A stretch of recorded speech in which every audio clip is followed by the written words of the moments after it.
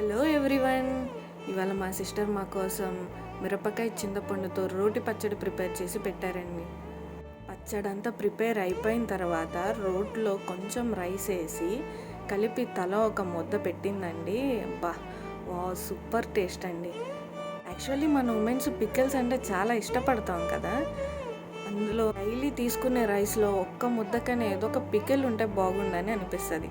అందులో ఇలాంటి రోటి పచ్చడి హోమ్ మేడ్వి అంటే చాలా బెటర్ కదా.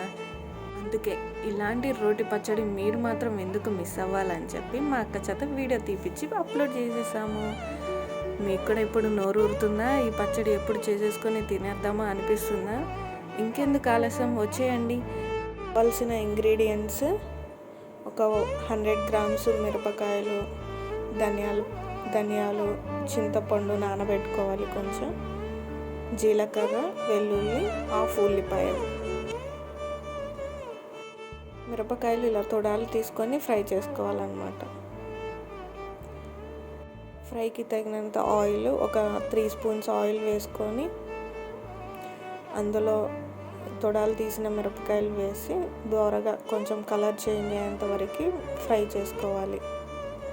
ఇలా ఫ్రై అయ్యేటప్పుడు వీటితో పాటు ధనియాలు కూడా వేసుకొని ఫ్రై చేసుకోవాలి. మిరపకాయలు ఇలా కలర్ చేంజ్ అయిపోతుంది చూడండి. ఇలా కలర్ వచ్చేంత వరకు ఫ్రై చేసుకోవాలి.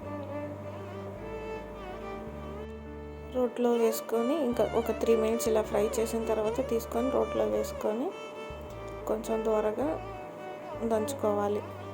తగినంత సాల్ట్ వేసుకోవాలి. సాల్ట్ కానీ ఉప్పు కల్లు కానీ రెండింటిలో ఏదైనా యూస్ చేయొచ్చు. రుచికి తగినంత సాల్ట్ వేసుకోవాలి. ముందుగా మేము ఒక 2 స్పూన్స్ సాల్ట్ అనేది యూస్ చేసాము.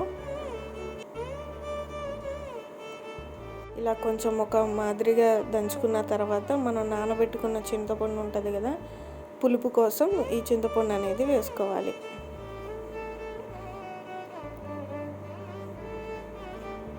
చింతపండు వేసుకున్న తర్వాత ఇలా దంచుకున్నాక కాస్త ఇంకా కొంచెం మెత్తదనం మనకు కావాలంటే చింతపండు నానబెట్టుకున్న జ్యూస్ ఉంటుంది కదా, ఆ జ్యూస్ పోసుకుంటా మనకి సరిపడంత పులుపు టేస్ట్ చూసుకుంటా ఇలా రుబ్బుకోవాలి.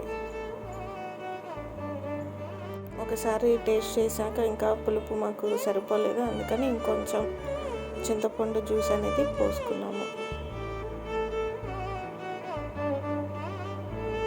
కొంచెం ధనియాలు, మనం ఇందాక పెట్టుకున్న జీలకర్ర ఉంది కదా, జీలకర్ర వేసుకోవాలి.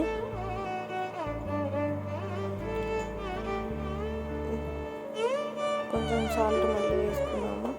ఇంకా ఫైనల్గా వెల్లుల్లి, జీలకర్ర కూడా ఉన్నాయి కదా, అవి కూడా వేసేసుకొని దంచేసుకుంటాము.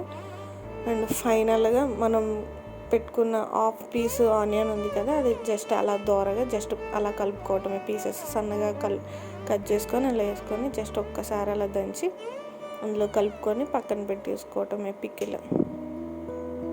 అంతే, ఇంకా ఎంతో టేస్టీ రోటి పచ్చడి రెడీ అయిపోయింది.